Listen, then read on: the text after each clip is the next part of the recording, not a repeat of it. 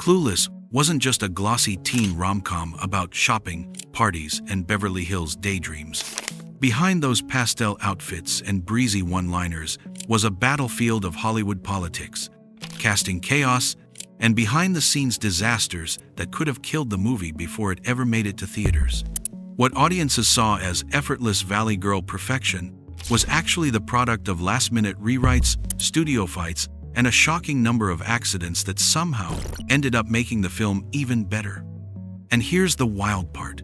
Almost everything that made Clueless iconic, from Alicia Silverstone's unforgettable performance to that legendary plaid outfit, almost never happened.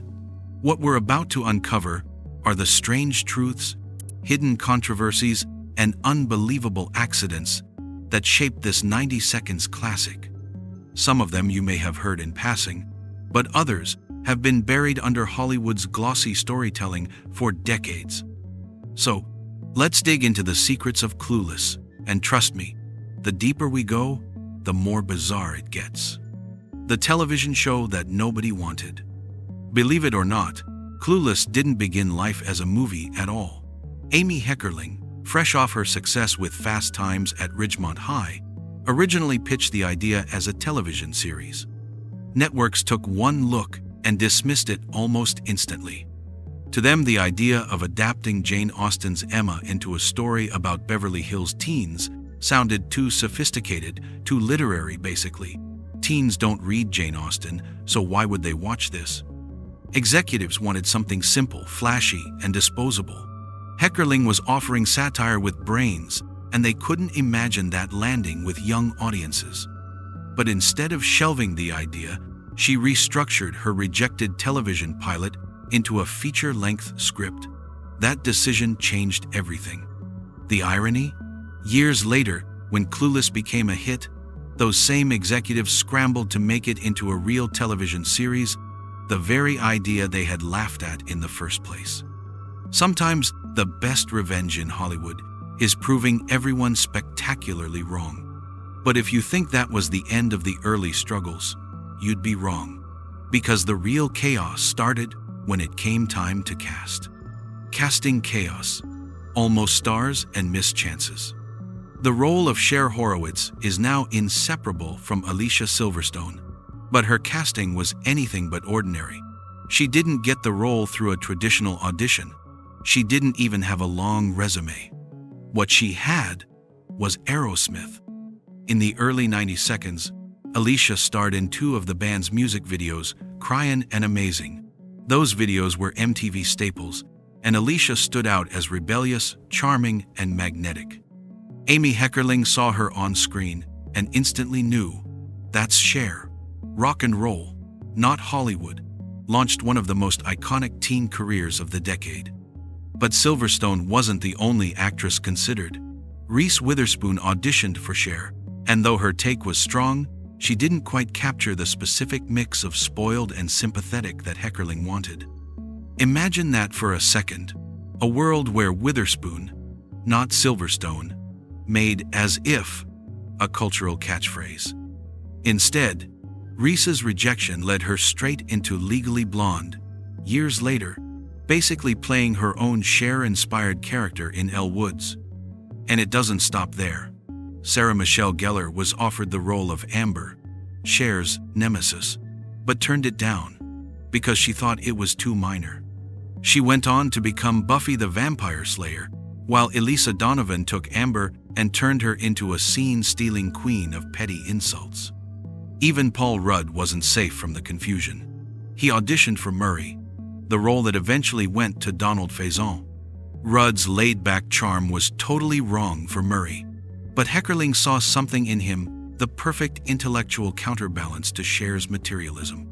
Casting Rudd as Josh, Cher's former stepbrother and eventual love interest, transformed the film's entire dynamic.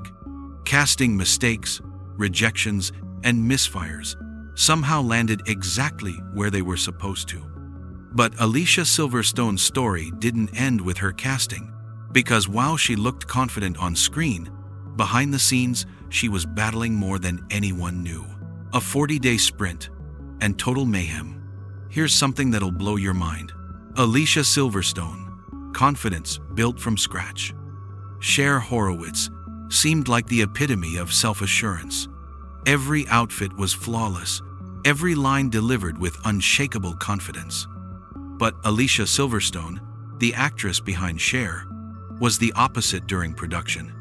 She was only 18 and completely new to carrying a studio film. She often felt intimidated, even doubting whether she could pull off the character. To get into Cher's skin, she worked with a dialect coach to perfect the Valley Girl accent and studied posture and gestures to embody Cher's signature movements. What came across as effortless on screen was the result of carefully rehearsed details. And sometimes, her real-life insecurities ended up in the final cut. In the famous debate class scene, Cher mispronounces Haitians as hate-eons. Alicia genuinely didn't know the proper pronunciation at the time. Instead of correcting her, Heckerling saw the brilliance in keeping it. It wasn't a mistake, it was character, authenticity. A girl so sheltered she could argue passionately about refugees, while butchering the word itself. Moments like that blurred the line between Alicia's nerves and Cher's oblivious charm, making her performance unforgettable. But she wasn't the only one under pressure. The entire production was running on borrowed time. A 40-day sprint, and total mayhem. Here's something that'll blow your mind. Clueless was shot in just 40 days. That's barely over a month to capture an ensemble comedy with dozens of wardrobe changes, multiple locations, and complicated group scenes. This brutal schedule left no room for mistakes, yet mistakes were everywhere. During Cher's driving test scene, Alicia actually scraped a car on camera. That wasn't a stunt, it was a real accident. Instead of reshooting, Heckerling kept it. Authentic teenage chaos, captured in real time. Even the iconic fashion closet scene where Cher scrolls through outfits on her computer nearly didn't make it. The effects were too expensive, and executives thought audiences wouldn't care. Heckerling fought tooth and nail to keep it, and today it's one of the most quoted, most referenced moments in the film. And it wasn't just wardrobe that caused headaches. The soundtrack became a battlefield too. The studio pushed for generic pop that would have instantly dated the movie. The music team pushed back, arguing for alternative rock acts like Radiohead and Counting Crows. That fight paid off. The soundtrack ended up defining the mid-negative 90 seconds teenage aesthetic. But Heckerling's vision didn't come from nowhere. She wasn't just guessing at how Beverly Hills teens behaved. She had done her homework. Real teens, real inspirations. Amy Heckerling didn't sit in an office and dream up Cher Horowitz. She went undercover, spending months observing real Beverly Hills high school students. She studied the way they spoke, the way they shopped, and how they talked about things they didn't fully understand, with total confidence. The result was dialogue that felt absurd and brilliant at the same time. Lines like "as if" or "totally bugging" weren't random inventions. They came from studying the actual slang that teens were building in the 90 seconds. Even Christian, Cher's charming but unavailable crush, wasn't a pure invention. Heckerling based him on gay men she knew in Beverly Hills, sophisticated, stylish, and magnetic. His character was progressive for 1995, presenting a gay teen not as a tragedy or a punchline, but as genuinely likable and respected. This grounding in reality gave Clueless its cultural bite. But nothing screamed authenticity louder than the fashion. Fashion as storytelling. The fashion budget for Clueless was bigger than some independent film's entire production costs. Every outfit Cher wore was meticulously planned, with the famous yellow plaid set costing as much as a luxury car by the time it was perfected. This wasn't just about looking pretty. Costume designer Mona May treated the clothes like another character in the story. Every color, every accessory, every fabric choice communicated something about who these people were. That's why Cher's outfits feel like extensions of her personality, why Dion's hats became iconic, and why the movie's wardrobe continues to inspire fashion nearly 30 years later. Clothes weren't background. They were character development, But as polished as the wardrobe looked, chaos behind the scenes never really stopped. Near disasters that made the film. Not everything went smoothly, but the disasters often turned into blessings. Jeremy Renner, years before his Marvel fame, auditioned for a role in Clueless. He brought a gritty, intense energy that completely clashed with the glossy Beverly Hills vibe. It was so wrong, it became a casting room legend. The James Bond-themed party scene nearly got cut because of its cost. Executives wanted it gone, but Heckerling fought to keep it, and it ended up being crucial to showing the contrast between Cher's glamorous world and Josh's grounded perspective.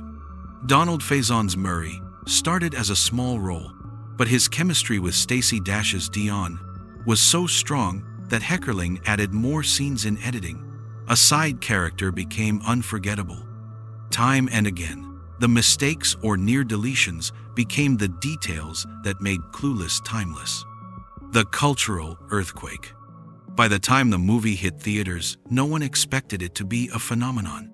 But Clueless didn't just succeed, it rewired teenage culture.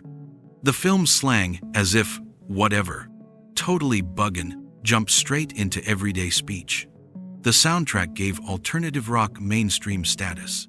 Teen films, once dismissed as fluff, were suddenly seen as intelligent cultural commentary. And for Alicia Silverstone, the impact was life-changing. During production, she received a fax, yes, an actual fax offering her a multi-million-dollar deal with Columbia Pictures based on early screenings of Clueless.